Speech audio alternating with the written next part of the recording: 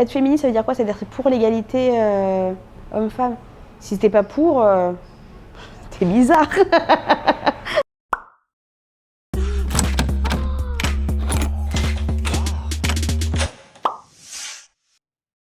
Je suis Elodie Arnoux, je suis humoriste. Je joue mon spectacle qui est vraiment un divertissement au complet. Ça chante, ça danse, il y a un poney, un cheval, une girafe. C'est pas vrai. Mais c'est tous les vendredis et samedis à 20h à l'Apollo Théâtre.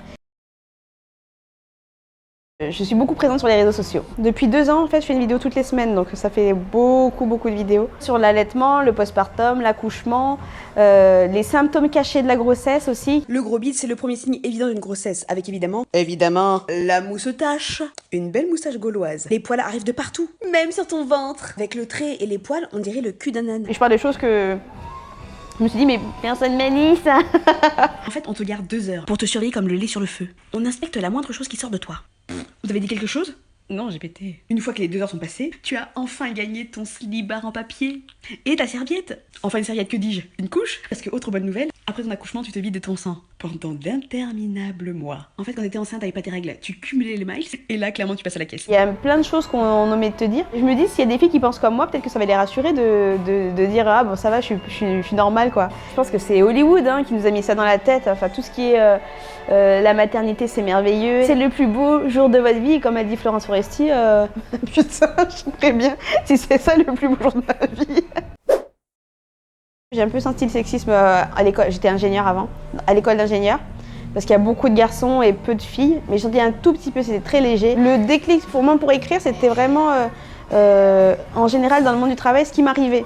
C'est vraiment, ça m'arrivait, je me suis dit, ah non, donc ça existe. Beaucoup de clichés féminins, dès qu'on est énervé, qu'on est une fille, on a nos règles. Non, sinon on perdrait beaucoup de sang, on serait en anémie tout le temps, quoi. J'allais au travail, j'étais en basket, jean et je me maquillais pas. On m'a fait parfois des réflexions, tu devrais mettre des tailleurs, tu devrais te coiffer. Mais je m'en foutais, je faisais que des calculs dans un bureau en face de mon collègue. À part déranger mon collègue, ça dérangeait personne.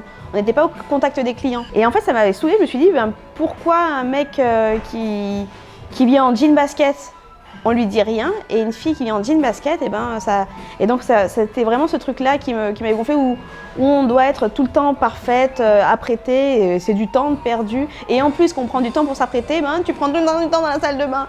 Donc c'est un côté où on a tout le temps la pression d'être parfaite très rapidement. Ça m'avait vraiment marqué parce que j'ai une culture malgache où la culture est très matriarcale, donc c'est les femmes qui dirigent, qui commandent, et vraiment ça m'a choquée. Maintenant, le truc, c'est que j'ai envie d'intervenir dans des trucs qui ne me concernent pas. La dernière fois, j'étais au Starbucks et à côté, il y avait un couple qui discutait. Je sais pas si c'était un couple, non, je pense que ça se draguait. Et le mec disait, on peut plus dire mademoiselle, on peut plus... Mais c'était romantique, on pouvait courtiser, je pense que ça vous manque, etc. Et il disait ça à la fille. Mais écoute là, ça se trouve ça la gonfle, mademoiselle, c'est une espèce de la ramener à son statut de femme non mariée, donc femme non mariée qui ne vaut rien parce qu'elle n'est pas associée à un homme. Enfin, c'est très, il y a tout un schéma derrière chez mademoiselle, c'est pour ça qu'on l'a supprimé, quoi. Et lui, il lui disait, il était en train de lui expliquer pourquoi elle regrette qu'on peut plus dire mademoiselle. Et j'étais là, je lui dis, bois ton café, c'est pas grave, c'est pas tes affaires. Mais j'avais très envie d'intervenir, c'était très compliqué. J'avais vu les mecs couper la parole des filles en réunion, par exemple au travail, beaucoup on coupe la parole. J'avais vu des trucs comme ça, mais des mecs qui expliquent ce que les filles doivent ressentir, etc., j'avais jamais eu. Et là, c'était une illustration. J'ai envie de filmer pour dire, bah voilà les gars, vous dites que ça arrive pas? Si, c'est voilà, le mec... ce qu'il est en train de faire. Et il s'en rendait absolument pas compte. J'ai un petit garçon et je me dis, il faut que mon fils il soit féministe. Ça, c'est ma hantise. Donc je lui donne des poupées. Non, mais tu vois, moi je me dis, il faut vraiment que les trucs féminins, pour lui, ce soit pas un truc féminin, entre guillemets, mais il faut pas qu'il dénigre tout ce qui peut être associé au féminin. C'est vrai, le monde du travail qui a fait que j'ai commencé à écrire mes sketchs, j'ai travaillé depuis 4-5 ans déjà. C'est à part de mes colères et je vais faire passer un message sans être relou parce que je déteste quand certaines personnes font la morale. Donc vraiment, j'essaye vraiment dans mes vidéos de faire rire, vraiment. Les papas ils sont mis de côté comme ça. Quand ils veulent s'impliquer, beaucoup les ignorent et se réfèrent à la maman. Oh, je suis là, je suis le papa. J'aimerais éduquer mon enfant. Merci société. J'ai pu le constater tellement de fois, c'en est agaçant. Les manuels de maternité, pour commencer, qui ne s'adressent qu'aux mamans et non aux parents. Elle a fait un bébé toute seule. Très chanson aujourd'hui. À maternité, pareil. Mon mari posait des questions sur le bébé aux péricultrices et elle me répondait à moi. Et enfin, laissez-moi tranquille, faut bien que je suis en PLS. Je viens de me faire pourfendre. Pas de rien d'enfin. L'humour, oui, c'est un bon moyen de faire retenir l'attention, de faire passer des messages en douceur, en souplesse. Et moi, je trouve que c'est un super outil. Ouais. Être féministe, ça veut dire quoi? Ça veut dire pour l'égalité homme-femme. Si t'es pas pour, t'es bizarre. Si t'es pas féministe en 2020, t'es juste bizarre en fait.